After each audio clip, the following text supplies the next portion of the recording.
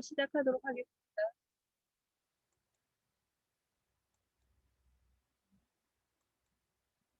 네, 잘 보이시죠?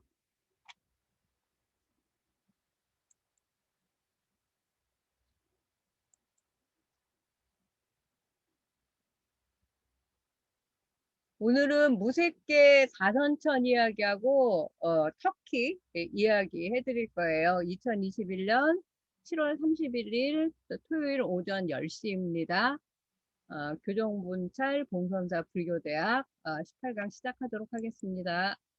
지난 시간에 17강 색계 사선천하고 영화 색계 이야기 해드렸어요. 네, 오늘은 무색계 사선천하고 터키, 이스탄불, 카이세리, 카파도키아 이런 이야기들 해드릴 거예요. 그럼 무색계 먼저 보시면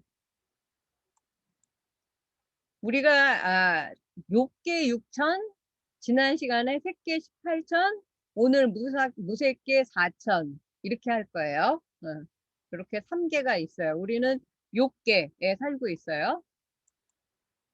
그래서 다시 그림으로 보면 이 육도를 윤회하는 게 이제 아기, 지옥, 축생, 아수라, 여기 인간. 그 다음에 여기에 인간 세계 위에 욕계 유천, 색계 사선천, 무색계 사천 이렇게 있죠. 그래서 색계를 먼저 지난 시간에 복습을 해보면 3개 중에 두 번째. 예. 그래서 음욕이라든지 식욕 같은 그 어떤 탐심이 없어진 그런 그 이제 지위예요. 그러나 아직 그 색이라는 물질을 여의지 못한 세계라서 물질을 색이라고 하죠. 그래서 색계라고 해요. 그래서 천태종에 보면 우리가 공부하는 월인석보도 천태종의 그 분류를 따르고 있는데 18천이에요. 그래서 색계 18천이라고 부릅니다. 어, 그래서 초선 3천, 두 번째 하늘 3천, 세 번째 하늘 3천, 그리고 네 번째 하늘 그 9천. 그래서 총합해서 색계 18천 지난 시간에 했어요. 오늘은 무색계, 색이 없는 세계예요. 물질을 여인 세계. 산스크리트로는 아루뼈 다투, 그리고 빨리어로는 아루빠 루까, 영어로는 폼리슬랄름이라고 해요. 그래서 욕계, 색계, 무색계 이 세 개를 합해서 3개라고 하죠. 그 3개 중에 맨 위에 이제 그 속하는 하늘이고 욕이라든지 색, 무색 이건 가운데 이제 무색에 해당되는 그런 무색유 또는 무색계 동의어라고 해요. 그래서 탐욕도 없고 성내는 마음도 모두 사라져 버린 그래서 그 물질의 영향을 받지 않는 그런 세계예요. 그러나 아직 아트만이라는 생각은 남아 있어서 그런 세계를 무색계라고 한대요. 그리고 중생이 사는 세계 가운데 가장 깨끗한 세계. 그리고 미세한 자아 의식으로 인한 이제 어리석음, 그 탐진 중에 탐진은 다 없어. 치만 좀 남아서 치만 없어지면 부처님, 그 이제 부처가 되는 거예요. 부처님의 지위에 이르게 되는 그런 곳입니다.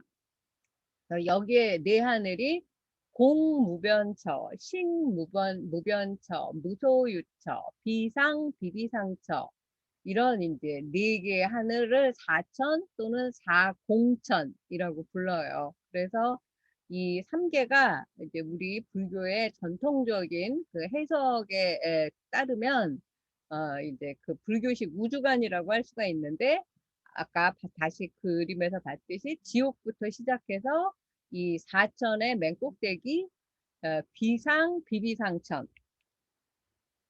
까지 있는 거예요. 그래서 아주 땅속 밑에서 허공으로 올라가면서 형성된 점점 위 하늘로 올라가는 그런 곳이죠. 예. 그래서 이 세계는 그 이제 그 맨 아래 하늘을 6개 중에 6 하늘이가 있어서 관능 감각 이런 게 남아있는 세상. 그 다음에 색계는 관능은 초월했지만 아직 그 색에 대한 생각이 남아있는 세계. 무색계는 그런 모든 색을 초월한 순수 이념의 세계. 좀 어렵지만 자꾸 듣다 보면 아, 이게 뭔가 굉장히 불교에서 아주 세분해서 그 하늘들을 해놨구나 볼 수 있어요.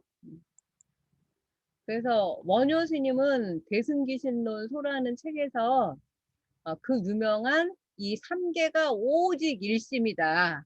그래서 삼계 일심 또는 일체 유심조, 삼계 유일심, 일체 유심조라는 말이 이 색계, 무색계, 욕계 합한 그 삼계에서 다 통틀어서 회통해서 한 말씀이 이 일체 유심조, 삼계 유일심이라는 말이다. 그래서 색계, 무색계, 뭐 욕계 다 몰라도 좋으니까 그 세 가지 세상을 합해서 삼계라고 부르고 그 삼계를 회통해서 원효 스님이 삼계 유일심, 일체 유심조. 그러니까 삼계는 오직 그 한마음에서 나오는 거고 이 세상의 모든 삼계를 포함한 일체도 오직 마음에서 만들어진다. 라고 알고 계시면 되겠어요.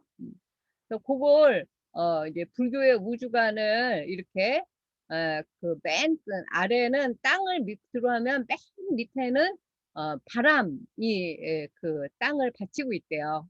그 다음에 그 바람 위에는 지하수, 물이 흐르고 있고, 그리고 그 지하수 위에는 새로 그렇게 땅을 이제 단단하게 받치고 있고, 그 위에 수미산이 있고, 요 수미산 남쪽에 우리가 살고 있는 남선부주라는 섬이 있는 거죠. 그리고 수미산 중간에 사천왕천, 우리 공부했고, 맨 꼭대기에는 선덕여왕이 그 살고 싶어 했던 도리천이 있죠. 그리고 요 사왕천부터 6개 6천이라 그래서 사왕천이 맨 마지막 하늘 첫 번째, 두 번째 도리천, 야마천, 도솔천, 화락천, 타화자재천 이렇게 있어요.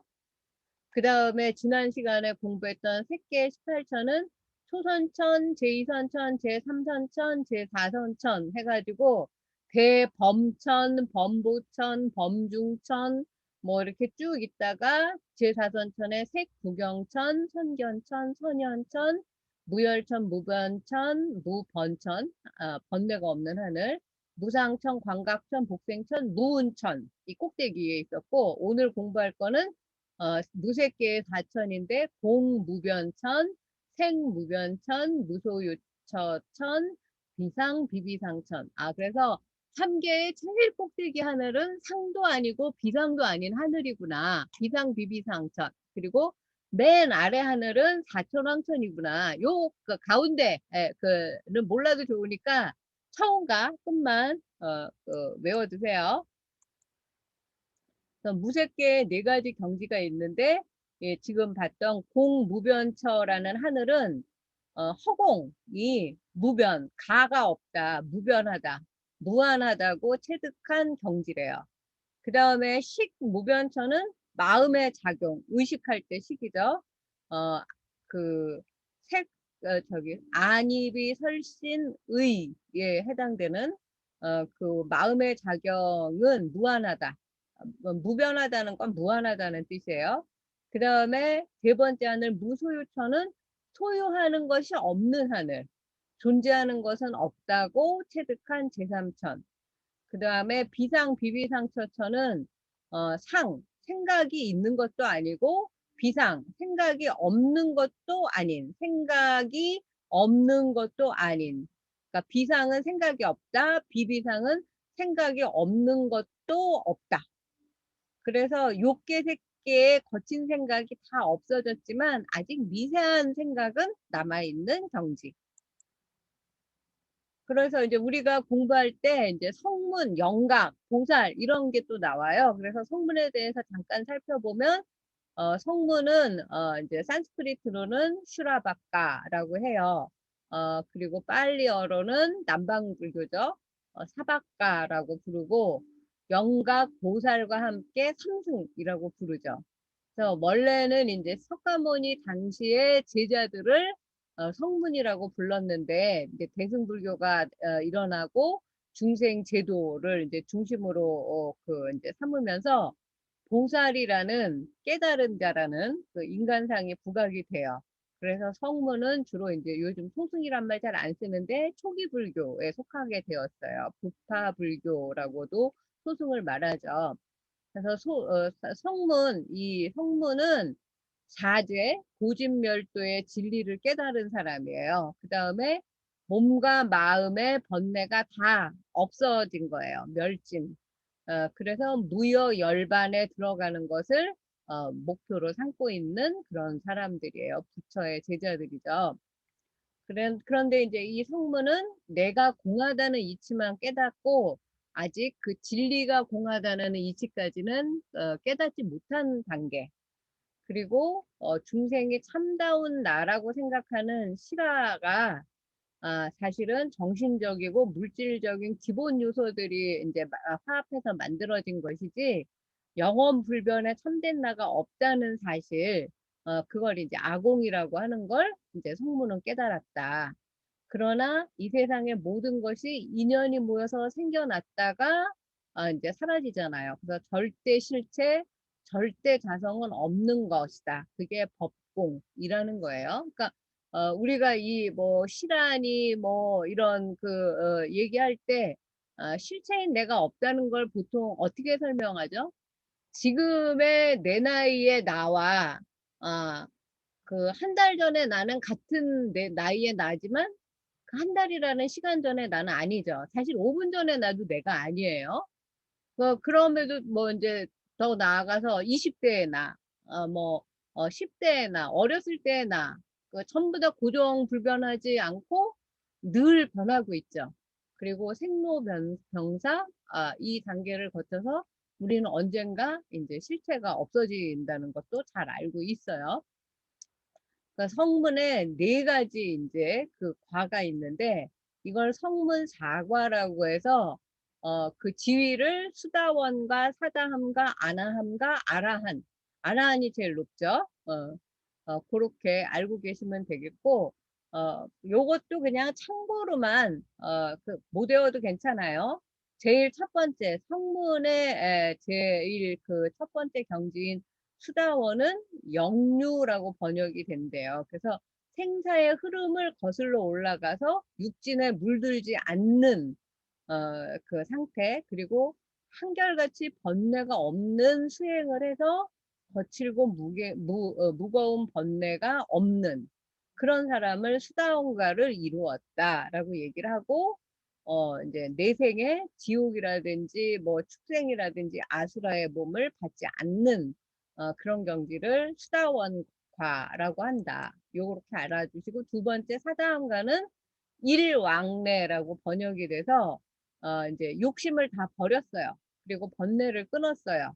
그래서 죽어서 천상에 태어나는데 다시 인간으로 와서 그래서 한 번만 다시 인간 세계로 온다.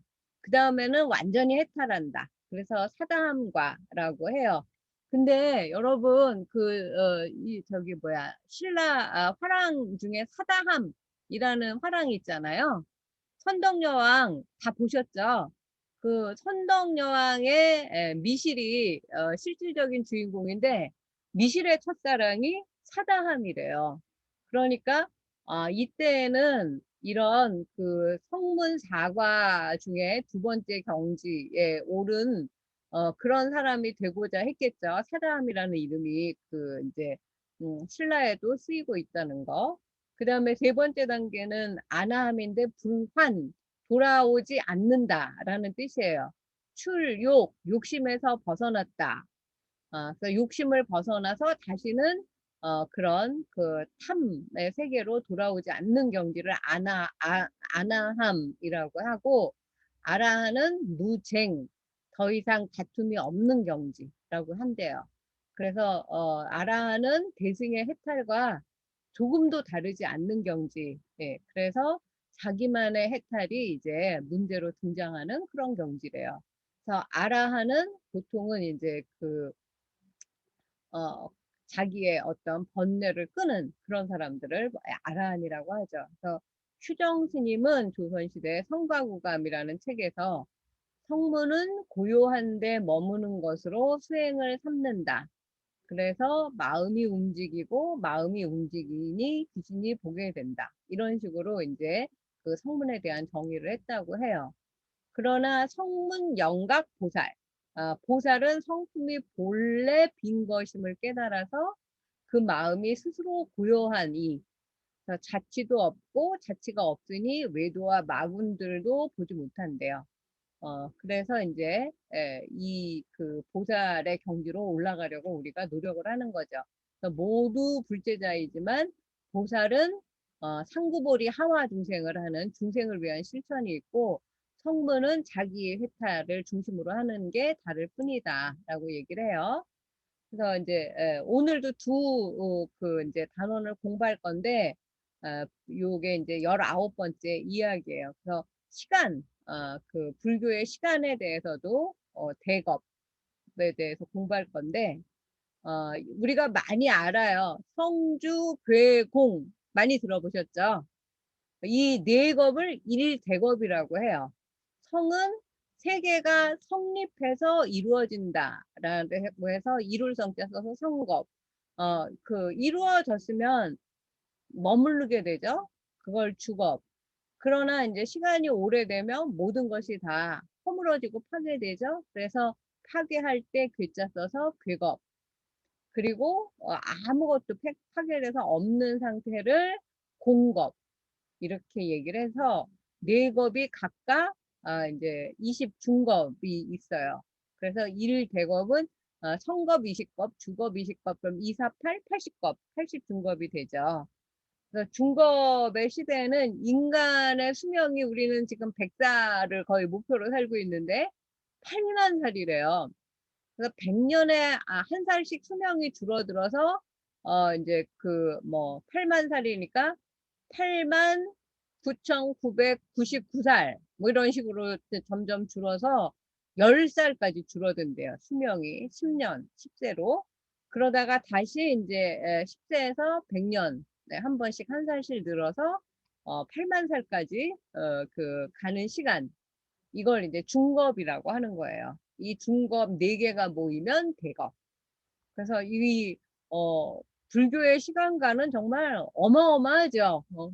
우리는 100년도 못 산다고 하고 있는데 이 옛날에 8만 살부터 시작을 하잖아요. 그래서 세계가 생겼다 없어지는 동안 성주, 괴공의 사기를 대겁이라 하고 또 이제 과거, 현재, 미래의 이름도 다 있는데 과거를 장엄겁, 현재는 현명할 현자예요. 현재 현자가 아니라 현겁. 미래의 대겁은 별자리라는 뜻의 성수겁. 이게 숙박할 때 숙자도 되는데 별 이름일 때는 수라고 읽는다. 이 정도 알아두시면은 이제 그 상식이 풍부한 사람이 돼요. 그래서 요거 과거, 현재, 미래의 그 장엄, 현겁, 성수겁을 삼겁. 그러니까 삼자가 많죠. 삼계, 삼욕, 삼겁 이런 식으로. 그래갖고 지금까지 공부한 걸 불교의 우주관을 이렇게 또 그린 걸 볼 수 있어요. 아까 맨 밑에 바람의 바퀴가 이렇게 흘러가고 돌고 있다고 생각하고 그 위에는 물, 그 다음에는 금, 그 다음에 우리 그 인간이 사는 천부주라고 써 있죠. 뭐 동쪽에는 승신주, 그 다음에 가운데 수미산이 있고 꼭대기에 도리천이 있고 요걸 이제 대지 사륜이라고 불러요.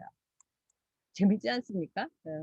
그리고 이제 요 사륜은 불교의 우주관에서 하나의 우주를 하나의 삼천대천 세계를 구성하는 기본 단위가 일수미세계, 그 다음에 풍륜, 수륜, 금륜, 삼륜이 있고 이들이 존재하는 허공으로 공륜을 합해서 사륜이라고 부른대요. 그러니까 지금 현재는 뭐 그냥 다 몰라도 괜찮아요. 이런 게 있구나 정도만 알아두시면 되겠어요.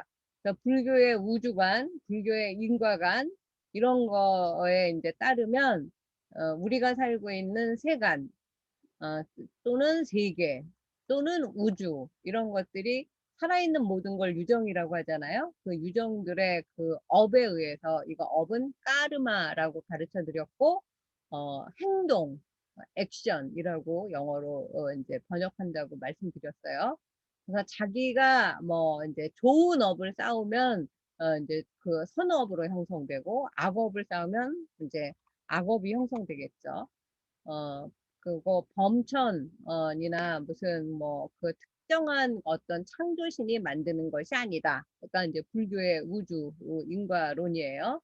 그리고 이제 우주라는 것은 지금 얘기한 그 인과 법칙에 따라서 성주 괴공의 작업을 반복하면서 이제 변화하고 성장한다. 그래서 삼계라는 말, 트리다투라고 하는데 아까 말한 대로 욕계, 색계, 무색계 이렇게 있다. 그래서 다시 한번 이제 그 우리가 삼계 불교의 우주관 삼계를 정리해 보면 음욕, 성욕이라고 할 수도 있겠죠. 식욕, 이 있는 우리와 같은 그 일반 중생들이 살아가는 세상을 욕계. 그리고 이제 욕계는 그 밑으로 지옥, 악의 축생, 아수라. 그 우리가 살고 있는 세상 인간, 그 다음에 천, 이렇게 육종의 세계로 나눈다. 그래서 이걸 육도라고 하고 우리가 육도를 윤회한다 라는 말을 쓰시죠. 그래서 육계는 이 육종의 세계 중에서 가장 낮은 단계인 이제 지옥부터 시작하는데 지옥은 또 우리 공부했듯이 8대 지옥이 있었어요. 요즘에 저는 그 8대 지옥에다가 이 저기 뭐야 살아가면서 겪는 자기만의 지옥이 하나씩 더 첨가되고 있다는 생각을 하게 돼요. 그래서 인간은 이제 4대주 중에 남선부주에 살고 있고 천의 세계는 아까 욕계육천, 사왕천, 도리천, 야마천, 도솔천, 화락천, 타화자재천 이렇게 6가지 욕망의 세계, 유족천으로 구성이 돼요. 그래서 지옥은 탐욕을 많이 저지른 사람이 가는 세계이고 타화자재천은 탐욕이 극히 적은 중생이 가는 세상이다. 그래서 이 그 자기가 지은 좋은 행동이냐 나쁜 행동이냐 선업과 악업서를 고려하면 육도 윤회의 세계 가운데 인간계를 제외한 오도는 업이 이제 결과로 받는 세계고 인간계에서만 육도 윤회를 벗어날 수 있는 선한 업을 쌓거나 수행을 완성할 수 있는 길이 열려 있어서 이제 뭐 타화자재천, 색계, 무색계 올라가는 거, 이 얘기를 하는 거예요. 그리고 이제 지난 시간에 배웠던 색계는, 아까도 말했지만 물질, 세계라는 뜻으로 음욕, 식욕은 없어졌지만 아직 뭐 아름다움에 좌우된다거나 육체의 속박이라거나 그런 어떤 세계, 제약에서 자유롭지 못해서 색이 남아있는 세상. 색계라고 하고 여기에 이제 아까 말한 초선, 2선, 3선, 4선 네 단계가 있고 거기에 이제 초선천에 요 삼범천, 2선천에 또 삼광천, 광광광으로 시작하죠. 3선천에 정자 다 들어가죠. 무량정, 변정, 소정, 삼정천, 4선천에 무운, 복생 뭐 이런 식으로 해서 색구경천까지 9개가 있어요. 그리고 오늘 공부하는 무색계. 오늘 이거는 이제 우리가 이따가 그 책 읽을 거니까 정신 차리고 들어주세요. 욕망이나 물질적인 제약에서 벗어난 세계예요. 그러나 아직 윤회의 세계는 벗어나지 못했어요. 아주 높은 정신적인 세계, 경지를 말하고 이 무색계는 욕계 위에 색계, 색계 위에 무색계. 그래서 제일 꼭대기 하늘이긴 하지만 그 물질적인 것은 완전히 사라지고 수행의 진전에 따라 마음의 활동인 수상행식만이 그러니까 색수상행식이라고 하잖아요. 색계까지는 색이 남아 있어서 색계라고 했잖아요. 그 다음에 이제 수상행식만이 존재하는 세계를 무색계라고 한다. 결국 이제 이 욕계, 색계, 무색계, 삼계는 우리의 어떤 욕망의 지배에 대해서 욕계에 머무르는 또 윤회 세계에서 선한 행동 그리고 수행을 열심히 하는 거에 따라서 도달하는 게 이제 무색계, 유정천, 비비상천에 이르게 되는 그런 내용을 아주 구체적으로 제시했구나. 불교에서는 그 옛날에. 그러니까 지금 여러분들 머린 석고 공부 열심히 하고 계시죠? 봉선사에서 열심히 자원봉사하고 계시죠? 지금 이제 언젠가 우리 다 비상천까지 올라갈 수 있지 않을까 싶어요. 여기까지가 이제 지금 어, 그 우리 18개 천 이야기고 혹시 질문 있으세요? 너무 쉽게 설명했나요? 마이크 켜고 누군가 한마디 해주세요. 허혜정 보살님 잘 들으셨어요? 음. 안선영 선생님 조금 늦게 들어오셨는데 잘 들으셨어요? 네, 잘 연결이 안 됐었어요. 네. 김영배 거사님 이해하기 쉬우세요? 지금 조금 더 들어오셨으니까 또 출석 한번 화상으로 찍고 그 다음에 터키 보여드릴게요.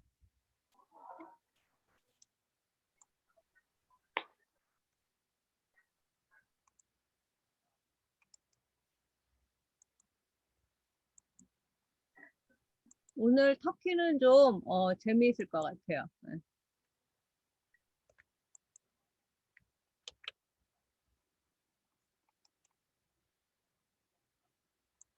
제가 지금 카톡에 출석한 사람들 올려드리고 요거를 보타스님에게도 전송할게요. 올렸습니다. 그러면 이제 지금 터키 두 번째 공유 시작해 보겠습니다.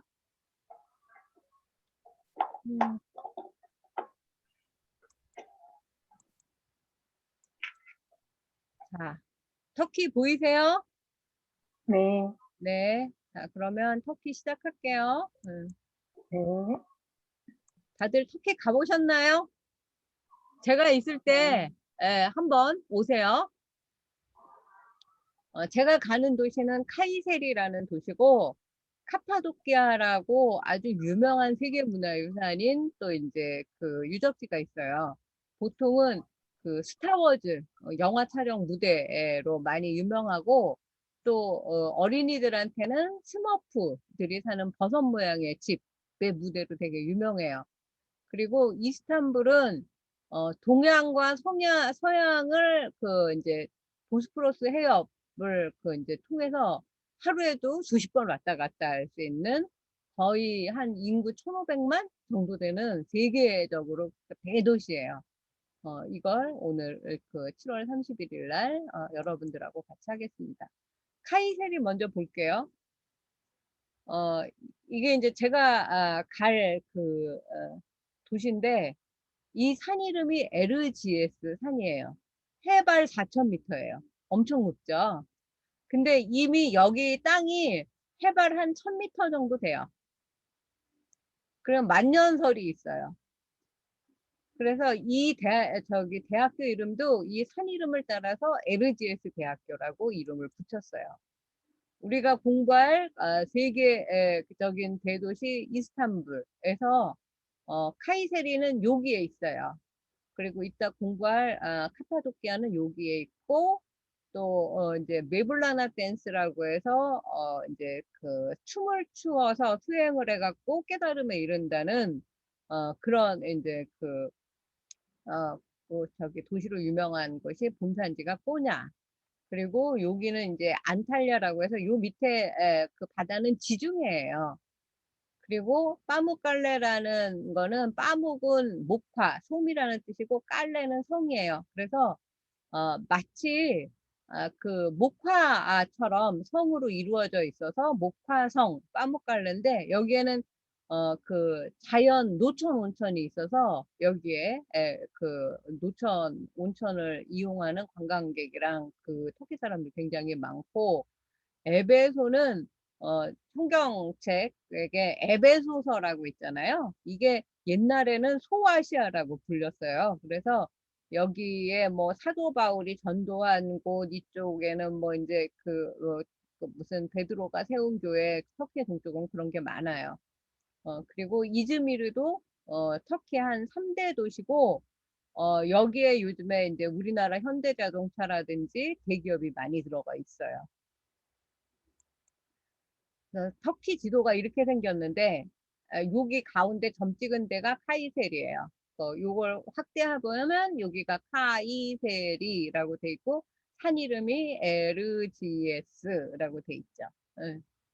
그래서 여기 요쯤에 이제 우리 저기 뭐야 대학교가 있고 여기 이스탄불에서 요 카이세리 이렇게 있고 보시면 이게 직사각형이면 이렇게 가로 세로 하면 딱 중간에 카이세리라는 도시가 있어서 터키 어디로든지 여행하기가 굉장히 편리하게 돼 있고 또 이제 터키를 중심으로 해서 한 6-7나라가 둘러싸여 있어요. 그래서 또 터키를 중심으로 해서 유럽이라든지 중앙아시아라든지 뭐 지중해 그 섬이라든지 뭐 그리스라든지 갈 데가 되게 많죠. 여행자의 천국이라고 부르고 여기 카이세리라고 써 있잖아요. 이게 이제 제가 갈 도시인데 이건 이제 호텔이에요. 20년 전에 제가 갔을 때는 이런 호텔이 한 개도 없었어요. 그리고 요게 이제 카이세리 도시인데 이제 이따 나오겠지만 100만 명 정도의 도시예요. 100만 명은 우리가 서울에 살고 있으니까 서울이 천만 도시잖아요. 에게 작은 도시 아니야? 아닙니다. 그러니까 프랑크푸르트 독일에 굉장히 그 이제 세계적인 뭐지 공항으로 전 지구상의 모든 비행기가 다 거기에 내린다고 하는데 그 프랑크푸르트라는 도시의 인구가 한 80만 내지 100만이에요. 그래서 동유럽이라든지 이런 거의 도시 개념으로 있는 그 나라들은 1000만이 안 되는 그런 인구의 나라가 굉장히 많아요. 그래서 이게 이제 100만의 카이세리라는 도시고 단풍경이 굉장히 이제 화려해졌어요. 옛날에는 이렇게 화려하지 않아서 비행기 타고 이제 카이세리 공항에 내리면 그냥 요 정도의 그 시골 같은 불빛만 있었는데 이렇게 번화해졌어요. 그래서 카이세리는 터키 중앙부에 있는 도시고 인구는 100만 명이고 터키에서 네 번째로 높은 산인 에르지에스 산이 있다. 그리고 이따가 설명할 카파도키아 왕국의 수도였기도 하다. 그래서 이 카이세리라는 지명은 로마 제국의 그 티베리우스라는 황제가 황제의 거리 카이사르, 케사르 이렇게 불렀잖아요. 그러니까 카이사레아에서 카이세리가 됐대요. 그러니까 황제의 도시예요. 그리고 또 그 사도 바울이라는 그 기독교의 예수님 제자가 활동한 지역이어서 한글 그 성경책에는 카이사리아, 가이샤랴 이렇게 돼 있대요. 이거는 저는 못 들어봤는데 그래서 도시가 이미 1000m, 1050m 그 해발 그렇게 높은 고원지대에 형성이 돼 있고 2014년 현재 그 당시에 인구가 106만이니까 뭐 지금 한 110만 정도 돼 있을까요? 그래서 요 그 에르지에스산은 옛날에는 활화산이었다가 지금은 이제 죽었어요. 사화산이에요. 그리고 이제 앙카라에서 한 260km, 그래서 우리나라에서 서울에서 대전 정도 되는 앙카라는 수도인 도시예요. 보통 이스탄불이 유명해서 이스탄불이 수도인 줄 아는데 앙카라가 수도예요. 어, 그런 이야기. 그 다음에 카파도키아 왕들의 이제 그 수도였기 때문에 거기에 왕이 살고 있었는데 그 기원전 1세기에 아르메니아 왕이 이제 공격을 했었대요. 그리고 서기 1세기에는 카이사레아 카파도키아로 이름이 바뀌었고 로마 시대에 그 이제 하나의 주였었다고 해요. 그리고 이게 동로마 제국이었거든요. 이제 이스탄불이 그때는 콘스탄티노플이라고 들어보셨죠? 그 동로마 제국의 수도였어요. 그래서 돈을 만드는 화폐 주조소가 있었던 곳이래요. 카이세리가. 그리고 4세기에는 이 기독교 신앙의 중심지였어요. 그리고 11세기에는 셀주크 투르크라는 그 이제 이름에 그 사람들한테 점령이 되어서 카이세리로 이름이 바뀌었고, 나중에는 뭐 다니슈멘도 공부, 굉장히 이게 긴 역사, 이제 그 히타이트 4,000년 전에 유적지도 발굴이 될 정도로 굉장히 오래된 도시예요.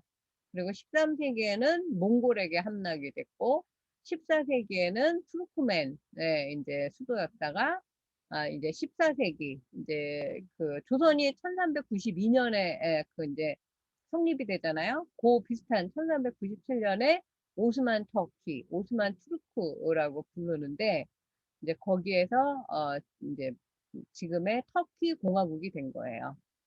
어, 이 도시에는 로마와 중세 유산이 많이 남아 있고, 또 유스티니아누스라는 황제가 이 그 만들었던 성벽, 성체가 아직도 잘 보존이 되어 있어서 이따 사진으로 보여드릴게요. 어, 그리고 이렇게 둥근 모양을 드네르라고 그러는데, 큰 배가 이제 그 묘라는 거예요. 그걸 이제 예술 작품으로 그 카이세리 시내 한복판에 있어요. 그 다음에 또 모스크, 잠이라고 터키 말로 부르는데 회교 사원이에요. 그래서 우리도 예전에 뭐 그 저기 뭐야 절이 하나의 마을을 이루고 있잖아요. 지금도 사하촌이라고 부르죠. 절 밑에 마을. 그래서 그 지금도 절마다 다 불교 대학이 있잖아요. 승가 대학이 그런 것처럼 이 회교도 사원이 있으면 반드시 학교가 같이 있었어요. 그리고 이제 카이세리에는 미마르 신안이라는 거의 레오나르도 다빈치급의 되게 유명한 조각가의 고향이기도 해요.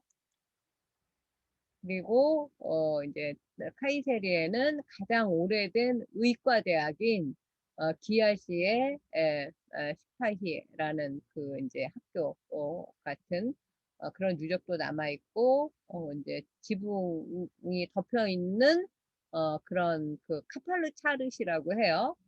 그리고 보통은 이제 성벽을 주변으로 해서 이제 시장이 지금도 굉장히 활성화가 돼 있어요.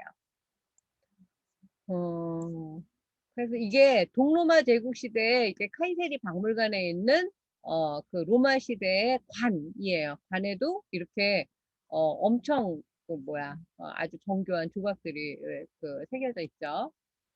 그리고 이게 이 카이세리의 신라 호텔 같은 것 같아요. 저 아직 안 가봤는데 가서 가보려고요. 여기에 뭐 이렇게 랜드마크처럼 호텔이 있고 요 뒤에 에르지에스 산이 있고 예. 이게 이제 그 호텔에서 바라본 카이세리 야경이에요. 그리고 여기는 낮의 모습. 여기 에르지에스 산이 공중에 떠 있는 것 같죠? 우리 지금 뭐 새끼 무새끼 공부했는데 마치 무슨 수미산 있는 것 같아요. 그래서 늘그 터키는 산이 잘 별로 없어요. 근데 이 카이세리에 이 커다란 산이 있고 요 앞에 이거는 왕릉 같은 무덤이에요. 그때는 제가 있을 때는 이게 발굴이 안 돼갖고 그냥 작은 언덕 산인 줄 알았더니 이게 다 묘였다는 거죠. 요런 데 보면 그 미나레라고 해서 회교사원의 첨탑이 보이고 있죠. 영상이기 때문에 이 사진을 좀 많이 갖고 왔어요. 그 카이세리는 이제 그 산업화가 많이 됐는데 터키가 5대 자급자족 국가래요, 세상에. 그래서 어, 웬만하면 마음에 안 들면 그 외교 관계를 단절하고 다 이렇게 쇄국 정책으로 문을 닫아 걸고 살아도 자기네 안에서 충분히 먹고 살기 때문에 그 외교 그거에 굉장히 단호해요. 그러니까 예를 들면 프랑스하고 수교가 됐는데 프랑스가 터키에게 기분 나쁘게 했다. 그럼 바로 당교해요. 그리고 그 다음날 프랑스 화가도 다 없애버려요. 뭐 이런 정도예요. 그리고 금세공, 은세공, 양탄자, 카페트 제조의 중심지이기도 한데 킬림이라는 그거에 또 이제 집단지이기도 해요. 그리고 카이세리의 명물로 1978년에 설립된 LGS 대학교. 거의 그때는 이 대학교를 중심으로 이 도시가 발전했다고 해도 과언이 아니에요. 이스탄불과는 이제 비행기로 이어지고 또 아나톨리아라고 터키를 부르는데 거기에 이제 그 교통의 요지다. 이게 이제 큘테페라고 해서 테페가 언덕인데 이게 히타이트 시대의 카라반사라이의 유적지예요. 그래서 여기에 보면 뭐 무슨 부엌이 있었던데 뭐 침실이 있었던데 뭐 화장실 뭐 이런 거가 다 남아 있어요. 그래서 큘테페는 이제 BC 3000년 기원전 뭐 이제 그 이렇게 오래된 2, 3천 년 전에 존재했던 히타이트 아시리아 많이 들어보셨죠? 고대 도시라는 거예요. 그래서 여기에 뭐 이제 그 쐐기 문자라고 하는 뭐 눈에는 눈, 이에는 이 이런 함무라비 법전이 쐐기 문자로 돼 있거든요. 서령 문자. 그런 게 수만 개가 발견이 돼 있대요. 그리고 이제 터키에서 가장 오래된 기록으로 그 유물들은 이제 앙카라 수도의 고고학박물관에 가면 볼 수 있어요. 그리고 이 큐테페가 이제 여기 카니시, 여기 큐테페인데 여기가 이제 그 중부 지역에 있는 거예요. 음, 여기가 이제 앙카라죠. 여기가 아이고 여기가 앙카라 수도. 그 다음에 여기가 카이세리죠. 돌무시라는 마을버스를 타고 한 15분 정도 가면 바로 이 히타이트 유적지가 나와요. 그래서 그 소풍으로 일본 학과 여선생님들하고 많이 갔었던 곳이에요. 그래서 그런 이야기, 요거 이제 나중에 보시면 되고, 이게 멀리서 바라본 이 큐테페, 카니슈테페라고 해서 굉장히 널찍하죠. 그러니까 쉐이르는 도시라는 뜻인데 예전에 이 도시가 이렇게 있었어요. 이렇게 지금 발굴하는 장면들. 그때 이미 진흙벽돌로 만들었대요. 그래서 이런 데 가면 진흙벽돌이 이렇게 굴러다녀요. 근데 이거 가져가면 안 돼요. 여기는 이제 오븐, 사덕, 부엌이 있었던 자리라는 거예요. 그리고 이것도 이제 여기에서 나온 아주 유명한 그런 이제 고대 조각품이고 이것도 이제 상형 문자 같은 것들이 나와 있죠. 요게 이제 쐐기 문자로 된 이제 점토 파편들이에요. 요거 이제 제가 직접 찍은 2010년도에 제가 헝가리 대학교에 근무할 때 학회에 하러 갔던 LGS 산이에요. 그때 막 이렇게 구름이 이제 산 밑으로 내려와 가지고 되게 신비롭죠. 그래서 지금 제 카톡 사진도 바로 이거예요. 그리고 자연 이제 스키장이에요. 이런 옛날에는 이게 없었고 뭐지 이렇게 의자에 앉으면 이렇게 이렇게 해주는 그것만 있었는데 지금은 케이블카처럼 돼 있고 그래서 우리 아이가 그때 4, 5살이었는데 눈썰매 타러 자주 갔었어요. 지금 이렇게 곤돌라처럼 돼 있고 그래서 카파도키아의 지역이 이제 저기 속해 있었는데 LGS 산은 3,916m, 거의 4,000m 정도 된다는 거죠. 그래서 화산 폭발로 이제 분출된 용암이 아주 지형과 바위 모양 카파도키아의 그 모습을 보면 놀라실 거예요. 그래서 아름답고 기이한 풍경. 아니 지구상의 도시 같지가 않아요. 이제 이 LGS 산 제가 찍었던 산 사진을 이렇게 보여드리는 거예요. 같이 학회 갔던 거기 교수님이 자꾸 그 뭐지 엑스트라로 그래서 요때 이제 카이세리 공항에 비가 왔어요. 요게 터키 왕궁의 그 이제 심볼이에요. 그리고 하늘에서 바라본 이 카이세리라는 도시고, 이게 에르지에스 대학교, 요 에르지에스 산 보이시죠? 운동장도 막 새로 만들었더라고요. 제가 20년 전에 갔을 땐 이런 게 없었어요. 그리고 이게 이제 그 한국학과 학생들이에요.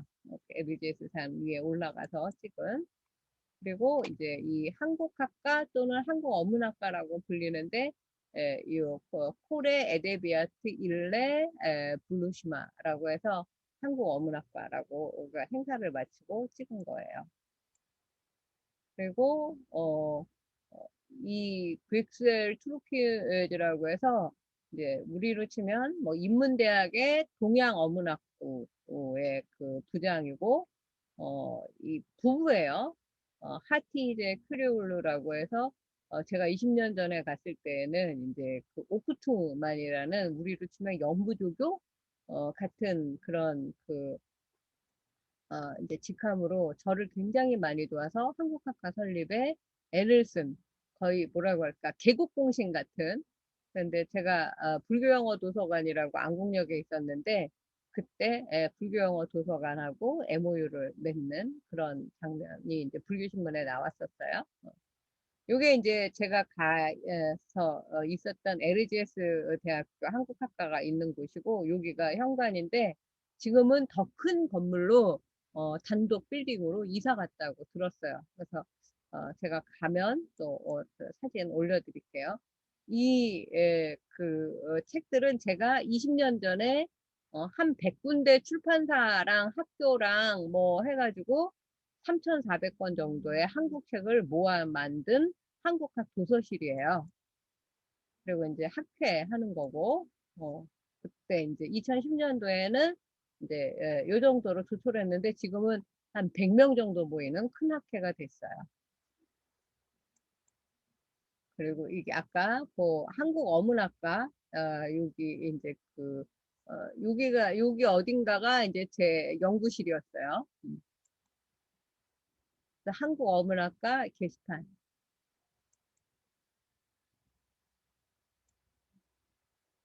한국 관련 책들이 이렇게 있고, 그리고 갔더니 그 에르지아스 대학교 그 빅스엘 교수가 이 주 카이셀이 대한민국 명예 총영사로 활동을 하고 있었어요. 그러니까 카파도키아에 한국 관광객들이 많이 가니까 혹시 뭐 이제 한국말을 잘하는 이제 이 교수가 무슨 일이 있을 때 명예 총영사로서의 활약을 하는 거예요.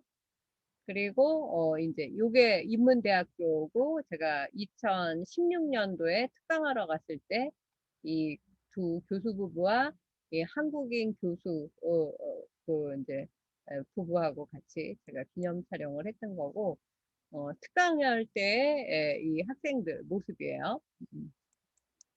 그리고 특강 끝나고 이제 같이 기념 촬영했던 거고, 어, 예전에는 제가 20년 전에 있을 때는 상상도 못했던 학교 가운데로 이 트램 그 정거장이 생긴 거예요. 그래서 요 트램 정거장에서 한번 요 사진을 찍었고, 그 정거장에서도 LGS 산은 높아서 어디서든 다 볼 수가 있었어요. 제가 트램 타고 다니면서 찍은 LGS 산 사진이고, 이제 시내로 나오면 이렇게 모스크가 있어요. 그래서 모스크의 규모가 크면 클수록 이 뾰족한 첨탑이 많은데, 이거는 이제 2개 정도 있으면 1개보다 많은 거죠. 그리고 이스탄불에 가면 4개짜리 아야소피아라는 이제 성당을 이슬람 사원으로 만든 유명한 세계유산이 있고, 또 옆에는 이제 슐레마니의 모스크, 블루 모스크라고 해서 이 첨탑이 6개짜리가 있는 가장 큰 그런 사원이 있어요. 이따 사진 보여드릴게요. 그리고 이제 카이세리 파스트르마라고 해갖고 이런 그 소세지 같은 게 굉장히 유명해요. 그리고 이게 아까 말했던 그 동로마 제국 시대에 만들어진 성체. 그때는 이것도 다 무너진 채로 있었는데 이런 거 다 보수한 거예요.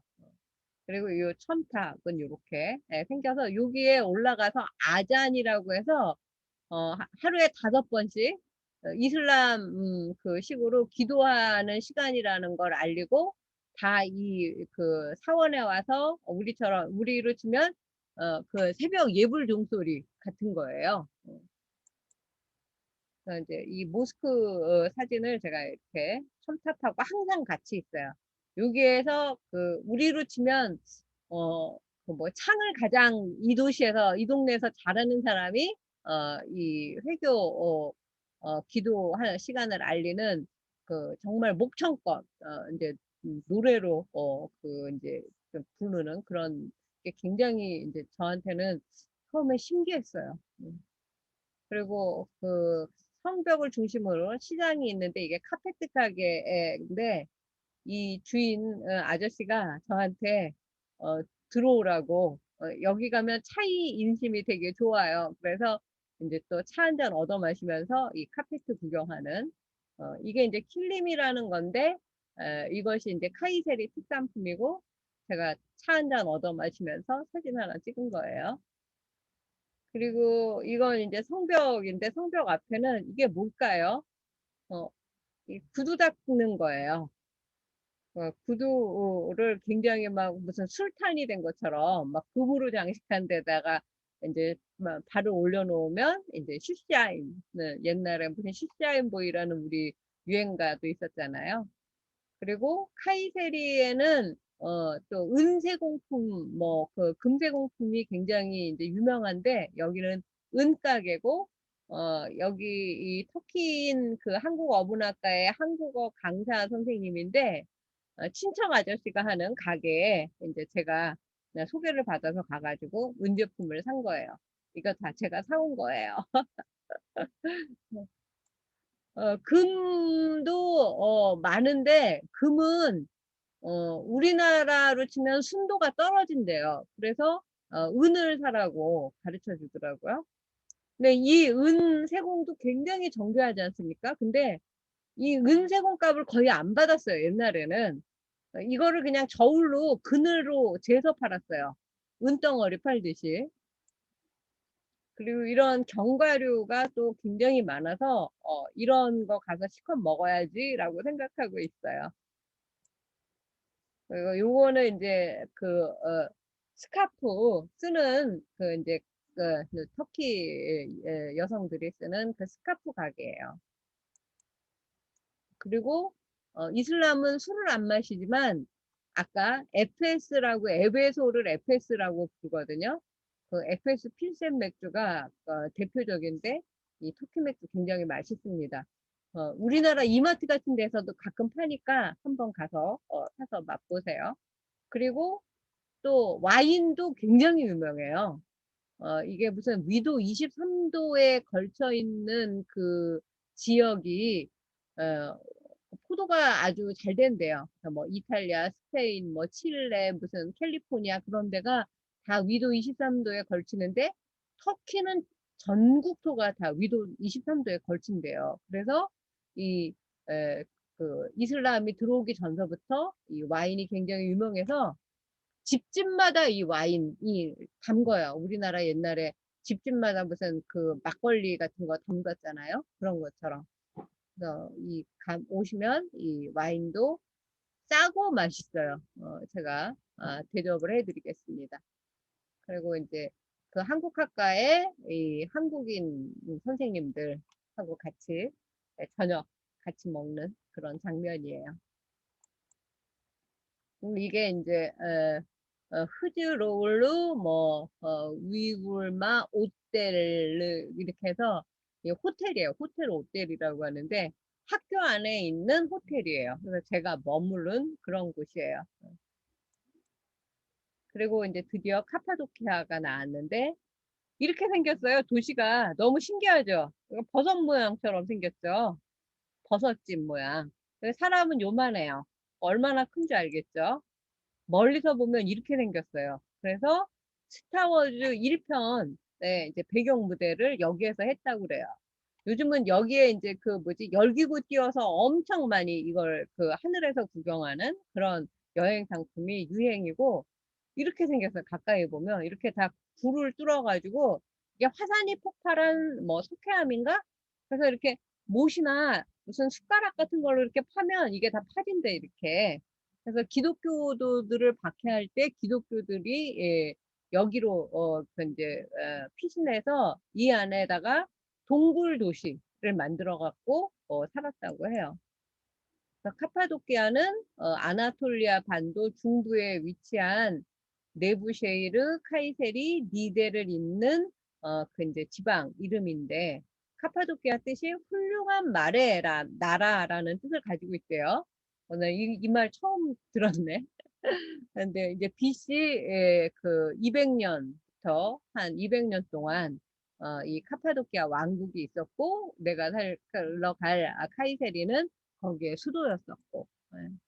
그래서 초기 시대 그 기독교인들은 네로 황제 박해를 피해서 이 지역으로 피신해서 살았는데 250년 동안이나 은둔 생활을 했다. 그래서 이 여기 카파도키아 바위랑 흙이 굴을 파기에 쉬운 점을 이용해서 이 그 동굴 안에 기도하는 곳, 교회, 학교라는 지하 도시까지 만들어 갖고 신앙을 지켰다. 그리고 이제 그림들도 이렇게 많이 굴 안에다가 이 저기 기독교 벽화를 그려놨어요. 이게 다 카파도키아에 있는 그림들이에요. 그래서 요것들은 요새 다 복원을 한 거예요. 옛날 같으면 이게 그 제가 있을 때는 거의 이런 것만 남아있어. 다 이게 이슬람교도들이 지워버린 건데 근데 이런 것들 다시 복원을 해갖고 이렇게 그려져 있고 그래서 이제 AD 4세기, 서기 4세기에 이제 로마가 기독교를 국교로 공인을 하죠. 그래서 은신처로서의 기능은 상실했지만 교회가 타락한 다음에 다시 그 초심으로 돌아가자라는 신앙을 가진 수도사들이 여기 와서 다시 이제 살기 시작을 했대요. 그 이후에는 이제 이슬람교도들이 이제 점령을 하자 또 기독교인들이 여기로 와서 생활을 했고 이제 세계문화유산 중에서 세계 자연유산이 됐어요. 그래서 이렇게 생겼어요. 어, 그 카파도키아는 이렇게 저기 뭐지 나무들도 많아요. 터키에는 그 중부 고원지대 무슨 노년기 지형이에요. 그래서 별로 나무가 하나 없고 그냥 그 허허벌판에 올리브 나무 한 그루씩 서 있는 게 전부인데 이렇게 여기는 젤베라는 곳인데 나무들도 우거져 있어요. 이때가 4월이었나? 이 정도 됐어요. 그리고 이 세계 자연유산에서 동네 아이들이 미끄럼 타고 있어요. 이렇게. 그리고 이렇게 버섯 모양의 집들이 있어서 스머프 그 배경 무대 애니메이션의 그 무대가 된 곳이라고도 하죠. 이렇게 요거는 세자매 바위인가 뭐 그래요. 그리고 비둘기들이 많이 살아서 이 동굴에는 비둘기 그 집도 있어요. 그 사람이 요만하니까 이게 얼마나 큰 바위인지 알겠죠? 요 빨간 게 사람이에요. 이게 난가. 그리고 아까 그 건대 교수는 이게 이제 비둘기 집인데 그 사진 열심히 찍을 때 다 내 근처에서 얼쩡거리면서 사진을 찍어갖고 많이 나왔어요. 그리고 아까 말한 동양과 서양을 하루에도 수십 번씩 갈 수 있는 세계 유일한 도시 이스탄불에 대해서 탁심은 우리로 치면 명동 거리 같은 이제 신도시예요. 그래서 여기는 이제 아타투르크 동상이 이렇게 개선문처럼 세워져 있고 어딜 가나 이런 그 저기 뭐지 그 회교 사원이 있고 요게 터키 국기예요. 근데 여기에 교회도 있어요. 그래서 이거를 가까이서 찍으면 이렇게 그 아타티르크 동상은 시내 중심가마다 어디든지 있고 공원이 있는데 그것도 다 아타티르크 아타는 아버지라는 뜻이고 티르크는 터키예요. 그래서 케말 파샤 들어보셨죠? 케말 파샤가 지금의 터키 지도를 이제 완성한 사람이어서 어, 1차 대전, 2차 대전, 세계대전에 다 져가지고 나라가 없어질 뻔했는데 이 그 케말 파샤가 영웅으로 나타나서 어, 우리로 치면 김일성 더하기 박정희 정도 되는 그런 인물이에요. 그래서 어디나 찬양을 하고 있고 여기는 이제 아이스크림 돈두루마 파는 아저씨예요. 터키 전통 복장을 입고 이제 아이스크림 팔고 있고 이게 그 성당이에요. 이거 십자가 보이시죠? 성당에도 이 터키 국기는 항상 이렇게 터키 국기 사랑이 제일 이제 강한 국기를 가장 좋아하는 나라 사람들이 저는 터키 사람인 것 같아요. 그리고 요 내부는 이렇게 모자이크로 예쁘게 스테인드 글라스로 만들어 놨어요. 그리고 이게 이제 블루 모스크. 근데 이게 사람이에요. 이 문이 얼마나 큰지 알겠죠? 어, 우리로 치면 경복궁 근정전이 한 10개쯤 하나로 뭉쳐 있는 것처럼 넓어요. 이게 요게 사람이고 이게 다 돔으로 만들어진 거예요. 이 아치로. 이 아치와 돔을 그 건축 기술로 개발한 게 이 그 이슬람 사람이에요. 그래서 뭐 건축, 물리, 화학, 의학 이런 것들이 엄청 다 독자적으로 발전을 해서 유럽에 전해줬다고 하죠. 이건 이제 코란의 한 구절을 아랍 글자로 써서 이렇게 캘리그라피처럼 벽화로 해놓은 거예요. 그러니까 누구나 외국인들도 이 회교사원에 들어가려면 스카프를 써야 돼요. 그러니까 제가 가지고 간 스카프를 쓴 거고 만약에 없으면 그 앞에서 빌려줘요. 이게 이제 코란 글귀고 이 안에도 이렇게 블루 모스크라고 해가지고 이렇게 스테인드 글라스로 예쁘게 만들었고 여기는 이제 구왕궁 도시예요.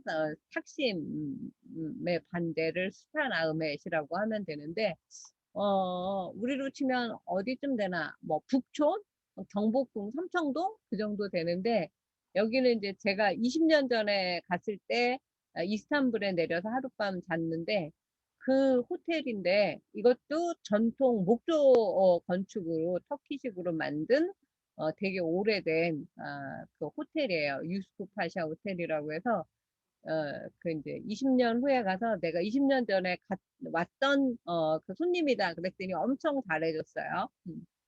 그래서 요렇게 유스프 파샤 호텔이라고 써 있고 그 이제 이 앞에 그 웨이터 그 이제 프론트맨하고 같이 사진을 찍었어요. 그리고 이렇게 오래된 나무로 만들어가지고 된 이제 그 골목을 산책을 했는데 이 꽃이 뭔지 아세요? 이 꽃 뭐예요? 분꽃이 이 터키에도 있어요. 그래서 반가워서 찍었고 그리고 터키가 세계 3대 요리에 들어가는데 제가 아침 일찍 도착해가지고 그 호텔 조식을 먹는 거예요. 이 빵도 맛있고 이 요구르트도 맛있고 이런 건 과일 뭐 살구 말린 거 이런 것들도 견과류 뭐 호두라든지 뭐 피스타치오라든지 뭐 아몬드라든지 이런 게 엄청 아주 흔해요. 그리고 이거는 오렌지 주스인데 오렌지를 5개 짜서 이 한 잔을 만드는 거예요. 그래서 제가 터키에서 오렌지 주스 먹다가 우리나라에 왔더니 뭐 선키스트 100%라는데 거의 맹물 같아서 못 먹겠더라고요. 제가 이스탄불 대학교에도 한국 학과가 생겼다고 해서 이제 방문을 했어요. 여기는 예전에 그 술탄의 왕자, 우리로 치면 패자가 살던 그런 집을 지금 그 이스탄불 대학교로 만들었어요. 여기 보면 이스탄불 유니베르시테시라고 이정표가 써 있고 여기도 이스탄불 대학교라고 쓰여 있는 거예요. 식당도 왕자가 저기 밥 먹었던 그런 곳을 식당으로 쓰고 어, 여기는 마르마라해라는 바다가 있어요. 그러니까 이스탄불에서 이제 마르마라해가 보이는 거예요. 그리고 메르베라는 터키 한국어 선생이고 여기 터키에서 오래 살았던 이 선생님이 이제 그 학과장이고 요 세 사람이 새로 이제 한국학 교수로 오신 분이고 요 멀리 보이는 게 마르마라해요. 음식이 이런 것들, 그러니까 치즈도 많고, 토마토 굉장히 많이 먹어요. 그리고 요거는 양갈비, 피르졸라라고 하는 제가 먹었던 음식인데, 거기도 양갈비는 비싸요. 그리고 이거는 큐프테라고 해서 소고기 다진 거. 이거는 터키식 피자. 이게 전부 다 치즈예요. 그리고 이스탄불에 제가 단골인 터키석 가게를 길을 몰라서 못 갔다가 우연히 찾았어요. 피루즈라는 페르시아 말로 터키석을 피루즈라고 한대요. 이게 다 터키석이죠. 그래서 이제 터키석 가게 제가 이제 나를 기억을 했어요. 이 여사장님이 그때는 여직원이었는데 이 터키석 가게 사장님하고 결혼을 해갖고 지금은 여사장님이 됐어요. 제가 이 목걸이 터키석 목걸이 사갖고 와서 가끔 걸고 다녔는데 혹시 기억하세요? 그리고 이제 루프탑 카페에 올라가면 이렇게 마르마라가 보이고 이 아까 말한 블루 모스크 하나 둘 셋 넷 다섯 한 개는 뒤에 가려서 안 보이나 봐요. 하나는 첨탑을 공사 중인 거고 이런 경치 좋은 곳에서 또 이제 점심을 먹었어요. 그리고 그 술타나음의 구왕궁 거리에는 이집트에서 갖고 온 이런 그 석주들 오벨리스크라고 하죠. 그런 것도 서 있고 이것도 뭐 수천 년 된 청동으로 된 기둥이라고 해요. 요거는 박물관이에요. 무세움이라고 써 있죠. 그리고 이게 이제 술탄을 기념하는 그런 건축물이고 거기에도 우리나라 인사동처럼 이런 기념품, 터키 전통 문양의 무슨 뭐 카페트라든지 이런 거 파는 가게. 이 집도 제가 옛날에 20년 전에 단골집이었는데 그 아저씨의 아들이 이제 사장님이 됐어요. 늙어가지고. 그 안에 가게는 이렇게 생겼어요. 이게 전통 터키 옷이고 이게 실크로 된 카페트예요. 그리고 이게 하나, 둘, 셋, 넷. 아까 아야소피아라고 제가 말씀드렸죠. 동로마 제국 시대에는 성당이었는데 거기에다가 까만색을 칠하고 이제 이렇게 첨탑을 4개 세워가지고 회교사원으로 썼다가 이제 한참 지난 다음에 한 몇십 년 전에 그 칠이 벗겨지면서 이제 성당의 아름다운 그림들 성모 마리아 예수를 안고 있는 거 뭐 이런 그림들이 발견이 됐어요. 그래서 제가 이제 야경을 찍은 거예요. 그 유스파샤 호텔 근처에 이 아야소피아가 있어가지고 굉장히 아름답죠. 이렇게 분수도 색깔별로 나왔어요. 네. 네, 여기까지 보여드릴게요. 자, 이제 마이크 켜시고 어떠셨어요? 재밌으셨어요? 그러면 지금 11시 12분이니까 11시 20분에 우리 책 공부할게요. 잠깐 쉬세요. 네, 네. 여행 잘했습니다. 네. 감사합니다. 네. 다 놀러 오세요. 네.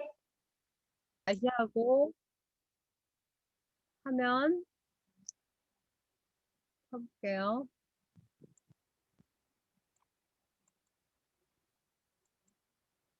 네, 보이시나요?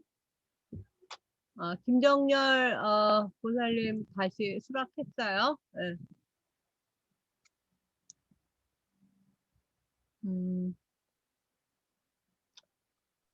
지금 총 몇 분이신가? 둘, 네. 여섯, 여덟, 열. 저까지 열이네요. 네. 제가 이거는 사진으로 바로 찍어서 올릴게요.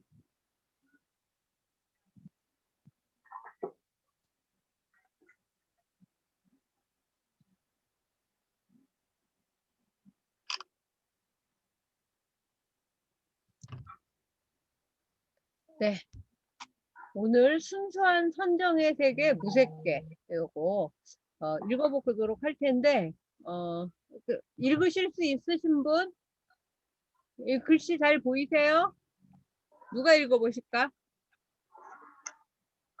안선영 보살님 읽으실 수 있겠어요? 조금 더 키워드릴까? 이거 지금 책에 있는 거 아니에요? 예, 책을 봐도 돼요. 예. 제 13천 어딨지? 시공차? 예, 18번째 이야기 사공차? 순수한 선정의 세계 제목부터 안선영 보살님 읽어주세요. 어디요? 아, 요거 여기요. 228쪽. 네, 순수한 선정의 세계. 무색계. 드디어 6개 6천의 10개 18천 여행을 마치고 무색계로 떠나는 타임머신에 탑승할 시간이다. 마음을 다잡고 이제 15세기라는 시간 속으로 들어가 불교의 우주 속 무색계 사공처의 세계 여행을 떠나보자. 무색계는 3계 중 하나로 형상의 속박에서 완전히 벗어난 순수한 선정의 세계이다. 여기에 4가지 경지의 세계가 있다. 오늘 우리는 과연 어느 경지까지 이해할 수 있을까? 1. 공무변처. 허공은 무한하다고 체득한 경지. 식무변처. 마음의 작용은 무한하다고 체득한 경지. 무소유처. 존재하는 것은 없다고 체득한 경지. 4. 비상비비상처. 생각이 있는 것도 아니고 생각이 없는 것도 아닌 경지. 6개, 3개의 거친 생각은 없지만 미세한 생각이 없지 않은 경지. 예. 자, 여기까지 읽어보세요. 다 봤어요. 이거, 아까 했던 거니까 조금 이제 좀 쉽게 들어오지 않으세요? 어. 네. 6개 6천, 3개 18천. 지난 시간까지 여행 다 마쳤고, 오늘은 무색계 여행인데, 무색계는 네 하늘로 이루어져 있다. 근데 이제 15세기 훈민정음을 만든 시대로 들어가서, 그 세조가 쓴 이 불교의 우주, 무색계 공부를 한번 해볼 텐데, 우리가 과연 어디까지 이해할 수 있을까? 공무변처, 공이 무한하다. 식무변처, 식이 무한하다. 무소유처, 존재하는 것은 없다. 비상비비상처, 상이 생각이 있는 것도 아니고 생각이 없는 것도 아닌 경지. 요거까지 했단 말이죠. 예. 그래서 이 위 또 사공처에, 그러니까 이 위의 사공처는 내 빈 곳이다. 이런 뜻이에요. 조금 더 읽어주세요. 이 6개 18개 위에 또 사공처가 있다. 사공처는 네 가지 비어있는 세계이다. 여기서 처는 세계이자 하늘을 말한다. 우리는 곧 처라고 외고 있지만 장소만을 가리키지 않는다. 보린석보에서는 자리, 처소, 곳, 땅, 경계, 지위 등 다양하게 쓰이고 있다. 지도 같은 의미이다. 그리하여 처지가 되는 것이다. 예. 우리가 처를 뭐 곳, 처, 장소, 처 이렇게 하잖아요. 근데 이 월인석보 시대에는 장소만 하는 게 아니라 자리, 처소, 곳, 땅, 경계, 지위, 그리고 이제 지도 땅지자가 아니라 지위, 단계 이렇게 쓰인단 말이죠. 그래서 우리가 말하는 처지가 이 처와 지가 합해서 만든 단어이다. 훈민정음 이 월인석보를 공부하면 우리말의 어원이라든지 그 깊이, 넓이가 엄청 커져요. 우리말의 실력이 뭐 대단해지는 거죠. 그래서 이 사공처가 있는데 사공처에 공처는 여기 이 하늘은 색을 스리 너겨 비유말 붙어 있나니라. 이거 무슨 말이냐면 공처라는 하늘, 처가 하늘이라는 뜻도 있다 그랬잖아요. 색, 물질을 싫게 여겨서 비어 있는 것을 말하는 하늘이다. 이런 뜻이에요. 이거는 조은숙 보살님 읽어주시겠어요? 첫째 공처라는 하늘은 1-1 공처. 첫째 공처라는 하늘은 색을 싫다고 여겨 비어 있음을 말미암아 존재하는 하늘이다. 공무변처를 줄인 것으로 허공은 무한하다고 체득한 무색계 제2철의 경지이다. 예, 무슨 말인지 알겠죠? 공이 무한하다. 공이 가장자리가 없을 정도로 엄청 이제 가득 차 있다. 이런 뜻이 공무변처래요. 그 다음에 식처는 색과 비움과 슬이 너겨 식을 붙어 있나니라. 그러니까 공이 비움이에요. 우리 그 훈민정음 말로 공과 색을 다 싫게 생각해서 식을 이제 중심으로 해서 식처다 이런 뜻이에요. 계속 읽어주세요.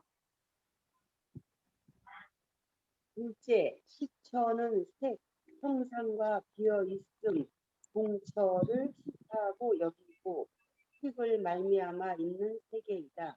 식무변처의 줄임말로 마음의 작용은 무한하다고 체득한 정치이다. 네. 식처는 식무변처, 식이 무한하다. 의 줄임말이에요. 그 다음에 세 번째 하늘은 무소유처인데 무소유는 있는 것이 없다는 뜻이다. 소유, 유가 있는 것이잖아요. 있는 것이 없다라는 말이니 이 무소유처, 무소유천이라는 하늘은 색도 공도 식심도 다 없고 식의 성품, 성질만 있는 것이다. 여기도 읽어주세요. 1-3 무소유처. 첫째, 무소유처는 있는 것이 없다는 뜻이니 이 하늘은 형상과 허공과 마음이 모두 없고 식성이 있는 경지이다. 예, 식만 있는 경지라서 이제 소유가 없는 하늘이라고 말했어요. 그 다음에 네 번째가 이제 마지막 하늘이에요. 아까 말했듯이 상도 없고 비상도 없는 처. 여기도 읽어주세요. 1-4 비상 비비상처. 의성을 띄우디. 이거 아니에요. 넷째 비상비비상처. 네. 넷째, 비상 비비상처는 유상, 시처에 움직이지 않고 또 무상, 무소유처를 더 이상 없게 하는 정지이다. 그러나 생각을 의지하여 없게 함으로 끝내 참 없음이 아니다. 있는 듯 하되 있지 않음이 생각이 아니다. 없는 듯 하되 없지 아니함이 생각 아니도 아니다. 예, 요게 굉장히 어려운데 요거 제가 설명 다시 하자면 상도, 생각도 아니고 생각이 아닌 것도 아닌 그런 하늘이라는 거예요. 그래서 시계도 더 이상 움직이지 않고 또 무소유에도 더 이상 흔들리지 않는 그런 경지인데 그럼 어떻게 올라가냐? 이 식을 가지고 그걸 계단 삼아서 올라가기 때문에 식이라는 걸 매개로 해서 올라가야 되기 때문에 식이 없는 게 아니라는 말이에요. 무슨 말인지 아시겠어요? 그러니까 식도 없고 소유도 없는데 그렇지만 이 식을 의지해서 올라가므로 식이 완전히 없다고 할 수 없대요. 의식이. 그래서 있는 듯 하지만 있지 않은 게 아니고 없는 듯 하지만 없지 않은 게 아니다. 뭐 이게 이제 불교식의 어떤 수사법인데 처음에 저는 이 말이 불교 공부하면서 무슨 말장난을 하나, 언어 유희를 하나, 너무 어려워. 막 이렇게 생각했었던 그런 내용이에요. 그래서 참 알쏭달쏭한 비상과 비비상의 해석이다. 유상은 두 번째 하늘인 식무변처지를 말한다.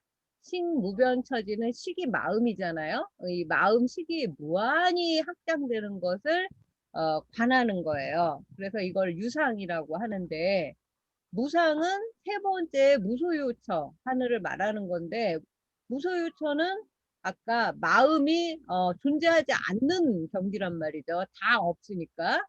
그래서 무상이라고 했는데 비상 비비상처라는 거는 이 유상, 무상 다 없애버리고 올라가는 그걸 여의는 경지, 마음 상태를 비상 비비상천이라고 한다. 그래서 그 비상 비비상 처지에 머물러 있으면 욕계나 색계에 거칠거나 미세한 생각이 다 없지만 아주 조금 미세한 게 남아 있어요. 그게 이제 비상 비비상처다. 그래서 이 상태를 넘어가야지만 열반, 니르바나에 이르게 되고 부처가 된다. 이런 내용이에요. 그래서 요게 뭐 한꺼번에 금방 이해가 되진 않겠지만 우리 좋은 말 있잖아요. 독소백혈의자연. 이해할 때까지 곱씹고 곱씹으면서 소리 내어서 연불하듯이 읽고 또 읽는 거예요. 이해가 될 때까지. 그래서 그 이야기는 제가 요거 어려우니까 제가 이거 읽을게요. 이 사공처는 이제 업과의 굵은 빛은 없고 정과에 가는 빛이 있다. 한 비구가 무색의 선정에 들었다가 나와서 허공을 만지거늘 다른 사람들이 물었다. 무엇을 얻으셨습니까? 이 무색정에 들었다가 나온 그 이제 수행자가 내 몸을 얻었다라고 하니 이 선정의 경지를 얻었어도 몸을 못 보는 것이니 사공천은 업과 색 다 없는 것임을 알아야 할 것이다. 뭐 이런 얘기인데 요거 다시 현대어로 다시 풀어보면 이 사공처가 업과의 굵은색은 없고 또 정과의 선정의 그 이제 인 거예요. 가느다란 색이 있다. 그래서 어떤 비구가 무색 선정에 들었다가 이제 나와서 허공을 만지게 됐대요. 그랬더니 사람들이 물어보기를 비구시여 무색 선정에 들었다가 나오셔서 이제 허공을 만졌으니 무엇을 얻었습니까? 라고 뭐 하니까 이 비구가 대답하기를 내 몸을 얻었다. 이렇게 얘기했다는 거예요. 그래서 무색 선정에 들어가는 경지에 있어도 몸을 못 보는 것이니 사공처라는 것은 업과 색이 없는 것을 알아야 한다. 이것도 어렵죠. 그래서 굵고 가느다란 색을 논하기 전에 굵을 추자를 쓰고 가느다란 색자를 써요. 이게 이제 불교에서 많이 쓰는 추세라는 용어인데 이걸 이제 그 훈민정음으로 이 추를 거칠 추자인데 굵다. 그러니까 굵은 소금 있잖아요. 거친 소금 그런 거예요. 그리고 정제된 아주 가느다란 그 분가루 같은 소금도 있잖아요. 그런 걸로 머릿속에 이해 일단 하시고 그런 이제 물질도 그런 그 굵고 가느다란 게 있다. 그래서 일반적으로 거칠 추라고 배운 이 한자는 사슴록자를 3개 합해 놓은 건데 성글다, 굵다, 대범하게, 대강 나누다 이런 뜻으로 추자를 써요. 불교에서. 그리고 자세할 세자는 추의 반대말이에요. 그래서 이거를 이제 굵다, 가느다랗다라고 번역한 게 저는 굉장히 재밌다라고 생각을 했고, 석고상절에 대비구, 이제 아주 비구 중에 제일 높은 그런 이제 비구 스님이 나오는데도 이때도 훈민정음으로는 대비구를 큰 대자를 써서 굵은 비구라고 얘기하는 거예요. 그래서 그 종보은 스님 승가대학교 총장하신 스님한테 제가 이걸 예전에 보여드렸더니 붉은 비구라는 별명 아니 이 번역이 너무 재밌다고 막 그 좋아하신 게 기억이 나요. 그래서 사공천 4개의 공한 하늘은 업과라는 커다란 색 물질이 없고 아주 그 정과라고 하는 미시적인 그런 색이 있는 경지인 것이다. 이 정도로 이해하고 우리는 일단 넘어가자. 그래서 구체적으로 업과와 정과의 이해는 다음에 시작이 되는데 이 정과색도 요거 읽어볼게요. 정과색. 정과색은 선정의 결과로 나타나는 형상을 정과색이라고 한대요. 그래서 이 선정의 정자잖아요. 이 선정의 힘이 지극하게 높아서 일체 무슨 색즉시공 공즉시계 시색 할 때 색이에요. 그 반야심경의 색에 다 자유자재해서 선정해서 이제 색을 일으킨대요. 그런데 불교 경전에는 뭐라고 써 있냐면 보살은 코로 무색계의 향을 맡으신다라는 말이 있다는 거예요. 이게 이제 그 어린학교에 나오는 말이거든요. 여기 뭐야 보살의 코에 무색계의 향을 맡으시다 하는 말도 있으며 사리불 아시죠? 그 부처님 제자 사리불도 열반할 적에 무색계에 눈물이 가랑비 같이 내리다 하는 말도 있다. 그리고 무색제천이 부처 세종께 젖삽다, 그러니까 저어하다, 두려워하다 하는 말도 있고 무색이 머리 좋다, 머리를 조아리다 하는 말도 있고 또 무색계천에 있어서 향과 꽃을 뿌리니 향이 수미산처럼 높고 꽃이 수레바퀴 같았다라는 말도 있으니 이러한 모든 말들은 다 성문 영각은 아직 이해하지 못할 것이다. 근데 우리 성문도 안 됐으니까 이해 못하는 거 당연한 거죠. 그래서 요 내용이 사리불이 열반할 적에 무색기의 눈물이 가랑비같이 내리다 하는 말도 있고 무색제천이 세종께 절하다 라는 말도 경전에 나와 있는데 무색이 머리를 조아리다 하는 말이다. 그리고 또 불교 경전에는 무색계천에서 향과 꽃을 뿌렸더니 향이 수미산 같고 꽃이 수레바퀴와 같았다 라는 말도 있다. 이러한 뜻은 성문의 경지나 영각의 경지는 모르고 보살만이 안다. 뭐 이런 내용이에요. 그래서 무색의 설명이 이제 우리 이런 그 일반 사부대중에게 설명하기가 어려웠던지 이 머린석보에서는 이렇게 뭐 사리불도 이런 말을 했고 무색대천은 이런 말을 했으며 이러면서 열거법을 이제 막 이렇게 사용하면서 깜냥이라는 건 자기 분수것, 자기가 아는 만큼 이해하라고, 그러니까 근기만큼이라고 설명해도 될 것 같아요. 그렇게 시도를 하고 있다. 그러면서 성인의 경지에 이른 성문과 영각도 이해만 못하는 경지니까 괜찮아라고 위로를 건넨다. 이렇게 제가 썼어요. 그러면 아까 우리가 PPT에서 봤던 성문은 뭐냐? 요것도 제가 그 보라색 글씨 먼저 읽어보면 성문은 자기의 공을 얻어서 지극한 곳은 다 빛이 없는 것이다 라고 하건만 대승에서는 세계 바깥에서도 오히려 법성이라는 색이 있거니 이 네 하늘이 한갓 다 비어 있겠는가. 그러므로 성문 영각이 모르는 경지이다. 성문 영각은 다음에 새기겠다. 업은 일이라는 뜻. 우리가 업을 행동, 액션, 뭐 행위 이렇게 했는데 머린속구에서는 일이라고 했어요. 그러니까 좋은 일을 지으면 좋은 몸이 되고 사나운 일을 지으면 사나운 몸이 되는 것이 업과이다. 아까 선업을 쌓으면 성과가 되고 악업을 쌓으면 악과가 열린다. 이런 말 했었죠. 그래서 대승은 큰 대자고 수레승자니까 큰 수레다. 그래서 대승은 보살을 비유하고 소승은 성문 영각을 비유한다. 가잘비다는 비유하다는 뜻이에요. 다시 한번 설명을 할게요. 성문은 스스로 공의 경지를 얻어서 지극한 곳은 모두 색이 없다라고 하는 그 경지예요. 그러나 대승이라는 불교 세계에서는 그 세상 밖에도 법성이라는 색이 있다. 그래서 이 네 하늘이 다 공이라고만 할 수 있겠느냐? 그러므로 성문과 영각은 아직 그 경지까지 깨닫지 못했다고 한 것이다. 그래서 성문과 영각은 다음에 설명하겠다. 업은 일.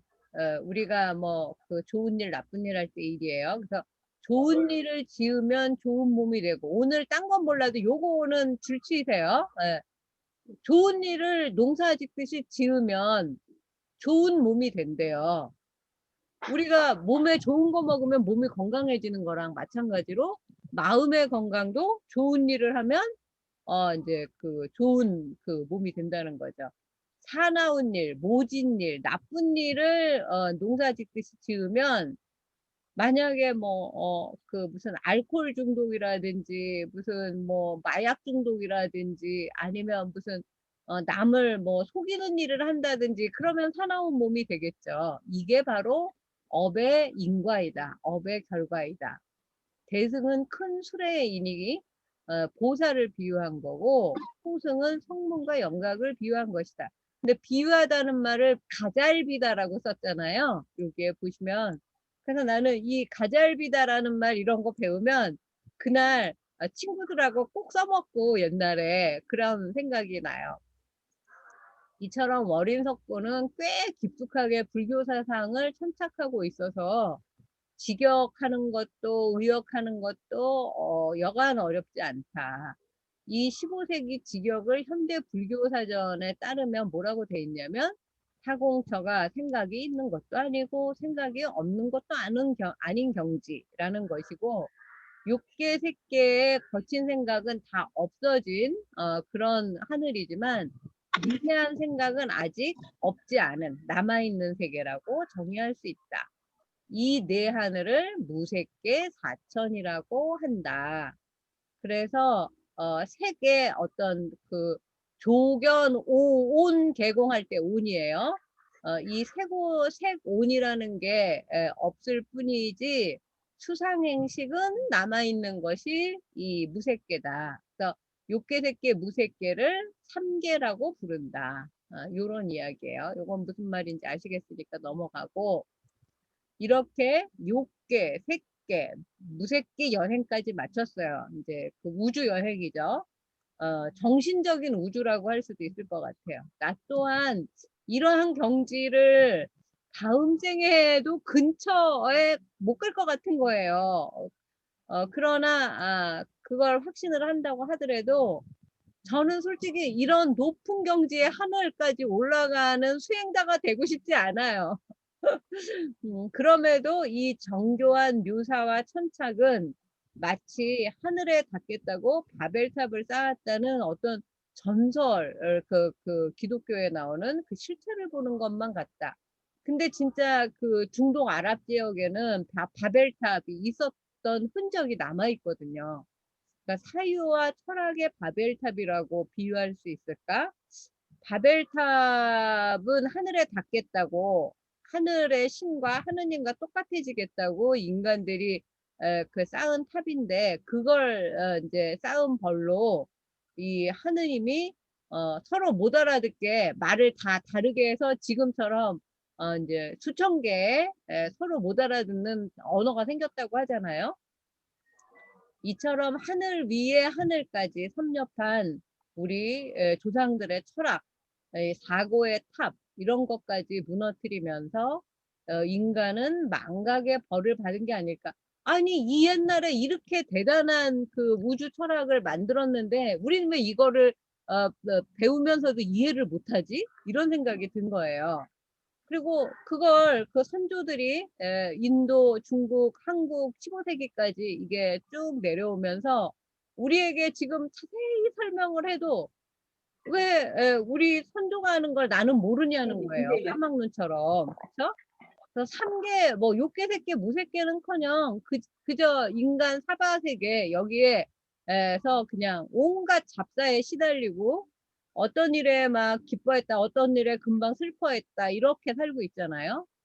그렇지만 우리는 늘 부처가 되기를 이제 소원을 하고 발언을 하니까 부처의 세계로 상상의 나래를 한번 펴보시다라는 얘기를 하고 싶은 거고, 그렇다면 내가 이 색계, 무색계, 뭐, 욕계 하늘까지는 못 가더라도 오늘 하루 이 욕계 육천 아래에 있는 수미산 그 바깥에 남선부주에 살고 있는 나는 오늘 이 생에서 잘 하루를 살아야겠다. 오직 그 생각만 하게 된다라고 이제 쓴 거예요. 그래서 그 내용이 아까 보여드렸던 6개의 사악취, 지옥, 악의 축생, 아수라, 그 위에 4부주가 있어서 동불바제, 남연부제, 서우화주, 북불호주. 남연부제에 우리가 살고 있어서 여기에 색칠해놨고, 그 위에 이제 6개의 하늘이 있어서 다왕천, 도리천, 야마천, 도솔천, 설악천, 소화자재천. 제가 이걸 계속 반복하는 이유는 못 외워도 좋으니까 이렇게 크게 욕계, 색계, 무색계가 있고, 욕계에는 인간 세상이 있고 지옥이 있고, 그리고 우리 그 머리 위에 6 하늘이 있다. 요 정도만, 욕계만 알아도 좋을 것 같고, 거길 넘어가면 색계에 색이 남아있는 세상 18 하늘이 이렇게 있고, 또 그 색계를 초월하면 무색계라는 네 하늘이 있다. 요것만 알아두시면 될 것 같아요. 19번째 이야기는 이제 3계를 아우르는 불교의 우주관. 그래서 주로 이제 이번에는 공간 여행을 했으면, 그 하늘 여행을 했으면 이제는 시간 여행을 할 건데, 요것도 제가, 그냥, 이제 시간이 다 되니까 빨리 읽어 드릴게요. 나는 유럽 한국학의 태동기인 2000년도에는 터키에서, 2010년에는 헝가리에서 한국학 교수를 하였다. 다음에 헝가리 한번 보여드릴게요.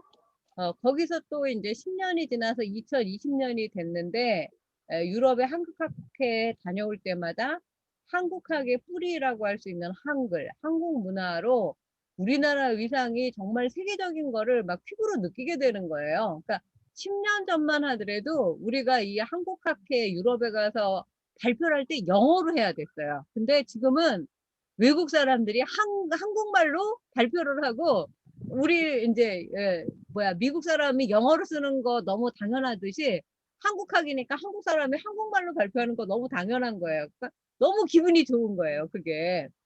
그래서 새삼 이제 감탄하게 된다. 외국인 교수와 외국 학생들이 자기의 주 언어인 영어보다 한국어로 발표하는 일이 흔해졌다. 이 모두가 세종과 세조의 성견지명 덕분이다. 훈민정음과 월인석보 덕분이다. 글자만 만든다고 끝났으면 여기에서 우리가 지금 이렇게 한글의 위상이 대단하지 않을 거다. 왜냐하면 글자는 만들었는데 몇 년 지나지 않아서 다 없어져 갖고 아무도 읽을 줄 모르는 거란 문자 같은 게 있거든요. 600년 후를 내다본 이 그 탁월한 세종과 세조의 성견지명, 그리고 이 결정판 월인석보가 있었기 때문에 21세기에 세계인들이 다투어서 한국학과를 만들고 한국어를 배우고 한국 문화를 배우고 있다. 이제 무색계 얘기를 끝냈다. 무색계는 3개 중 6개, 3개 다음에 위치한 3개 무색계가 속박에서 완전히 벗어난 순수한 선정의 세계이다. 이 3개를 아우르는 하늘들을 이제 아주 크게 거시적인 안목으로 조망을 해보면 뭐라고 썼냐면, 3개의 하늘들이 높으면 높을수록 인간의 수명이 길어진대요. 그래서 사천왕천의 목숨은 인간 세계에 50년이 하루래요. 사천왕천에 사는 사람들은 인간의 50년이 하루래. 그래서 500년까지 산다는 거예요. 그리고 뭐 사천왕천, 도리천, 무슨 뭐 타화자재천 뭐 이렇게 점점 많아지잖아요.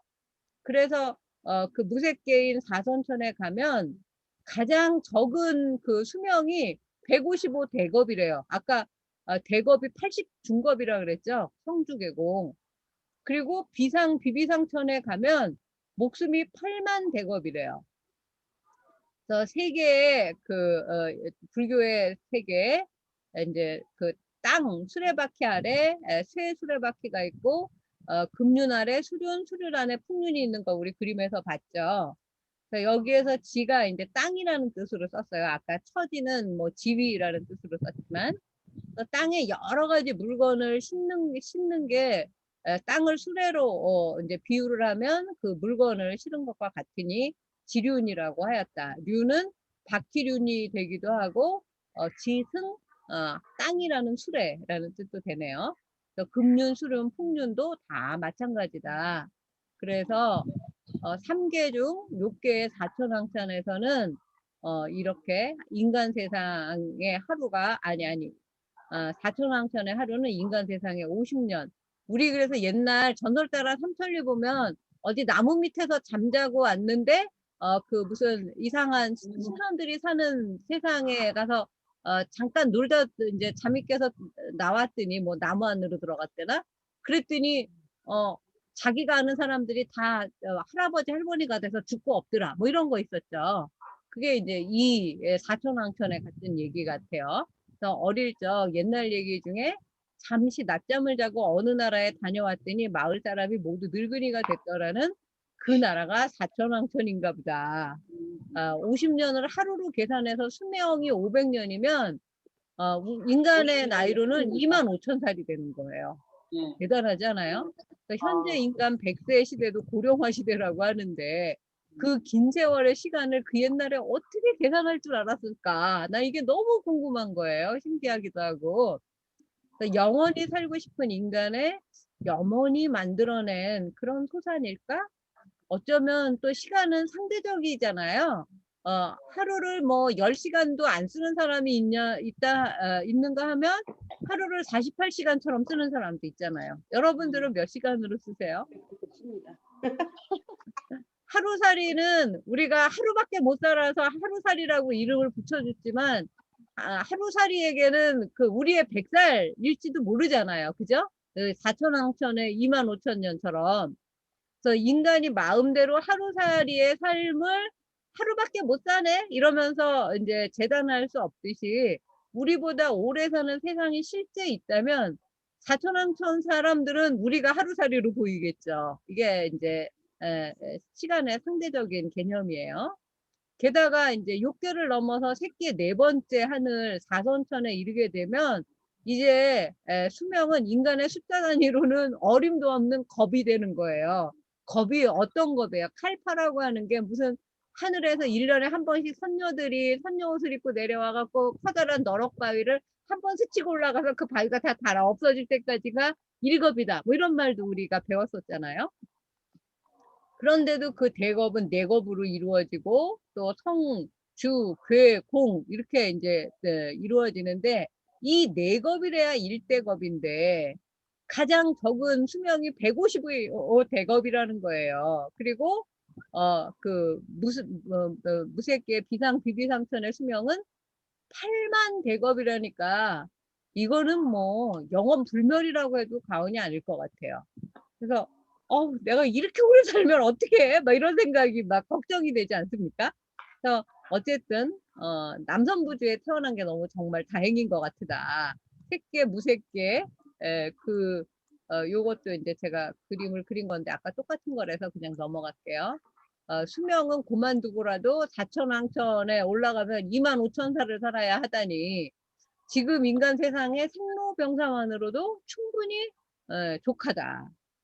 그런데 이 세계가 처음 이루어질 때는 바람의 그 띠나 사바세계부터 이루어진 게 아니라 새끼 대범천이 가장 먼저 이루어진대요. 그래서 이 세계가 고쳐서 다시 한번 이루어질 때 이 초선천의 대범천부터 다시 이루어진대요. 그리고 그 다음 하늘인 이선천 이상은 이 세상이 여러 번 고쳐서 다시 이루어져야지만 성주계공 뭐 이렇게 이루어져야지만 이 대범천의 세계가 이루어지기 때문에 여기에 붙여서 이루지 않는다. 신기한 일이다. 집을 하나 지을 때에도 기초공사부터 다지고 하는데 불교의 우주는 갑자기 수미산 넘어 허리 가운데 생겨나는 그 대범천이 이제 사바세계의 주인이 된다는 거예요. 그래서 대범천하고 범천 또 줄여서 그렇게 부르죠. 제석천 우리 부처님이 처음 태어났을 때 옆에서 시봉한 게 대범천하고 제석천이잖아요. 이 두 하늘 신이 함께 부처를 좌우에서 모셔서 그런가? 이 또한 깊은 뜻이 있겠지만 지금은 잘 모르겠으니까 공부를 더해서 다음 인연을 기약하기로 하자.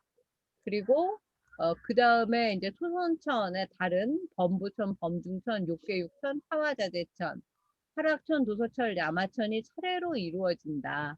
그리고 그 다음에 아래인 도리천 아래 대풍륜이 일어난다.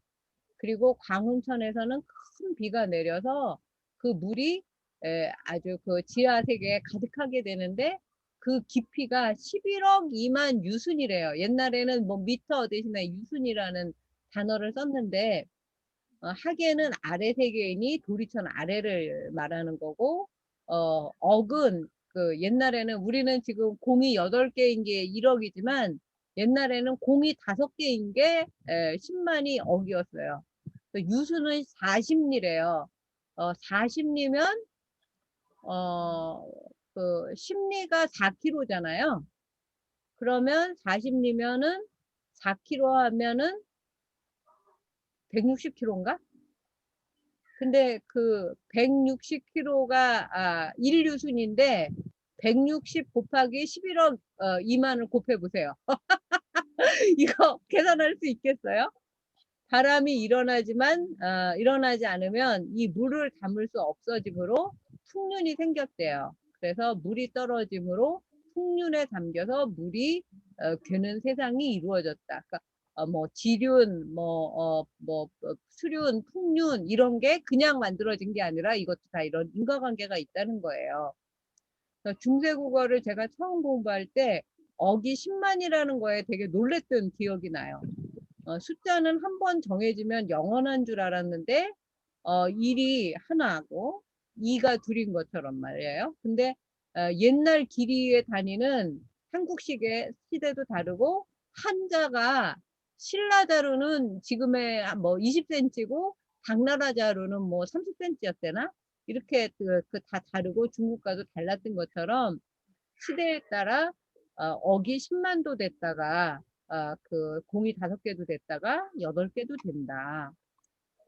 그래서 이제 나중에 이 풍륜 바람이 그 위에 수륜 무리를 불어서 또 3억 2만 유순 아까 제가 그 어기 10만이니까 32만 유순이라고 필자 줄을 달아놨어요. 그리고 그 위에 쇠금자잖아요. 쇠바퀴라는 세 개가 있으니 수류는 이제 80만 유순이다. 또 허공에서 금윤위에 큰 비와 물이 가득하고 청년화가 1천송이가 피어 있대요. 그래서 사선천이 과거의 거부를 보고 스스로 말하기를 이 세계에 천불이 태어나실 거니니, 그러니까 청년화 그 한 송이마다 그 부처님 태어나셔갖고 천송이니까 천부처님이 태어나신다. 이 겁의 이름이 현겁, 현겁이 현재 그 겁 이름이라고 했었잖아요. 현은 어질다는 뜻이다. 그래서 현재 사는 거는 어질고 현명하다는 세계다. 이런 뜻이래요. 그래서 이게 월인청강지고 9장에 나오는 내용을 가지고 이렇게 욕계 새끼 무새끼 이제 3개의 설명을 계속한 거예요. 그래서 그 월인청강지고 9장에 해당되는 이 석고상절 합해서 월인 석고잖아요. 이 대장정이 끝났다. 그래서 지금까지 그 1권에서 읽은 것 중에 가장 긴 월인청강지고 9장에 대한 설명인 석고상절을 우리가 공부를 했는데 기념으로 9장을 다시 읽어보고 끝내자. 명현겁의 세상이 열릴 때 후세 미래의 일을 이제 그 뭐라고 예견하려고 천송이의 청년화가 피었습니다. 사선천에 계신 그 하늘 그 신들이 보시고 지나간 일을 이제 헤아려서 일천송이 청년화가 핀 것은 일천분의 세존 부처가 나실 것이로구나 라고 아셨습니다. 이 월인청강지고 9장 노래 한수에 대하여 석고상절은 단지 색계 사선천만을 설명하지 않고 색계 사선천에 나오는 내용이에요. 그리고 그 다음 단계인 또 색계를 설명하고 사선천을 언급을 해요. 그리고 또 거기서 끝이 아니라 그 윗단계인 오늘 공부한 무색계를 차례차례 한 단 한 단 탑을 쌓듯이 기단부터 우주관을 세우고 있다. 이로써 우리가 600여 수에 가까운 월인청강지고 9장까지 공부를 하면서 불교의 세계관, 우주관, 시간관을 알게 된 것이다. 석고상절의 엽렵함이요. 이 뭐라고 할까요? 아주 크고 자세하고 그 세종과 세조가 우리가 이 잘 모르는 금기의 이 중생들을 위해서 이렇게 열심히 글을 써준다는 것이 굉장히 감격스러웠어요. 저는. 월인석보 9장 내용으로 불교의 세계관, 우주관을 섭렵할 수 있다는 걸 이 이 두 줄 가지고 어떻게 색계, 무색계, 또 그 아래 6개까지 공부를 할 거라고 상상이나 하겠어요? 꽤 긴 이야기로 11번째부터 19번째 제 책에 그 이야기가 장장 9편에 걸쳐서 쓰여졌는데 이게 남선부주 사바삭에 살고 있는 우리 인간이 우리가 그 살고 있는 공간의 가로 동서남북 뭐 이런 공간은 뭐 당연히 알고 그 다음에 위로는 수미산을 중심으로 이루어진 세상, 그 중에서도 이제 우리가 그 기슭에 동서남북 4개의 대륙 중에서 이루어진 섬의 남쪽, 남선부주에 살고 있지만 우리가 살고 있는 또 세상 아래는 풍륜, 수륜, 금륜, 천리산이 층층이 깔려 있다는 사실도 이 월인석법 9장으로 공부를 하게 된 거죠.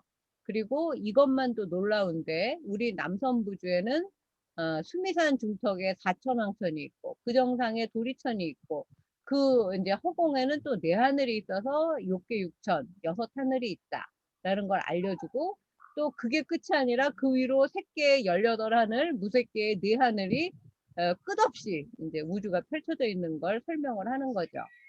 남선부주에 사는 우리들 인생 100세 희로애락에 연연할 동안 우리가 어느 하늘에서는 인간 세상의 50년이 하루로 계산이 되고 사천왕천이죠.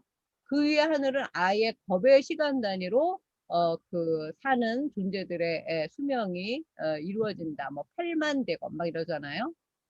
상대적이고 절대적인 불교의 시간 그리고 우주관을 들여다보면서 과연 인간은 사고의 차원이 진화한 것인지 퇴보한 것인지 혼란스러워졌어요. 그러니까 그 옛날 우리 몇천 년 전에 선조들은 이런 생각을 하고 살았는데 왜 우리는 100살도 길다고 생각을 하면서 이렇게 그냥 진짜 그 하늘에서 보면 하루살이 인생처럼 이렇게 살고 있을까?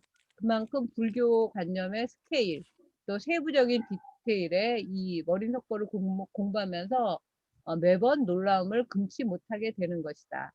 다시 한번 우리가 이 불교의 우주 속에서 얼마나 작은 존재인지 또 얼마나 유한한 존재인지 되돌아보게 된다.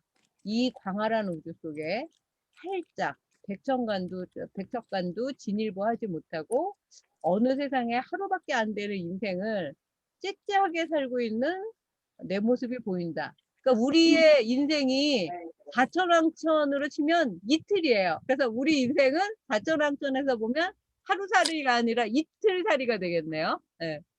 여기까지 이야기를 하려고 합니다. 혹시 질문 있으실까요? 김동아 보살님 이제 들어오셨네. 얼굴 좀 잠깐 보여주세요. 제일 많이 들어왔을 때 사진 한 장 찍고 끝낼게요. 김동아 보살님. 네, 아까 들어왔었는데 이거 꺼놨어. 아니 사진 얼굴 보여주세요. 비디오 켜주세요. 전부 다. 얼마나 이거? 답답한데. 어떻게 하는 거지? 넘어가 비디오를 또 킬 줄 모르는 게 문제구만요. 어떻게 켜셨어요? 아까는 지금 이거 아니에요? 켜진 거 아니에요? 어디 볼게요. 안 켜졌어요. 네. 아니 지금 켜졌어요. 네. 뭐 저기 뭐야 김영배 거사님도 켜주세요. 지금 이 70대 갑장 저기 뭐야 그 허혜정 보살님하고 조은숙 정봉길 보살님 그 다음에 안선영 보살님 정양숙 보살님은 지금도 길을 걸어 다니고 있네.